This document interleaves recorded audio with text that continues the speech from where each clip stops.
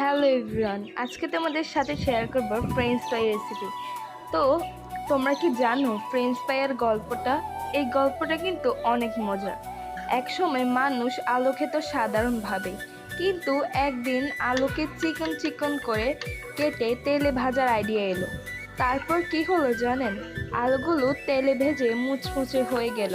মানুষ খেয়ে বলল, আরে, আলু তো আগে প্রথমে থেকেই কয় ভালো ছিল, কিন্তু এভাবে খেলে ভাজলে তো আরো ভালো। বেশ, সেখান থেকেই শুরু হলো আলুকে চিকন করে ভেজে খাওয়ার জনপ্রিয়তা। সবথেকে মজার ব্যাপার কি তা কি জানেন? তা হলো নাম ফ্রেঞ্চ ফ্রাই হলেও এর উৎপত্তি নিয়ে ফ্রান্স আর বেলজিয়ামের মধ্যে এখনো বিতর্ক আছে। মানে কি জানেন? একটা আলুর জন্য এত বড় আন্তর্জাতিক ঝামেলা।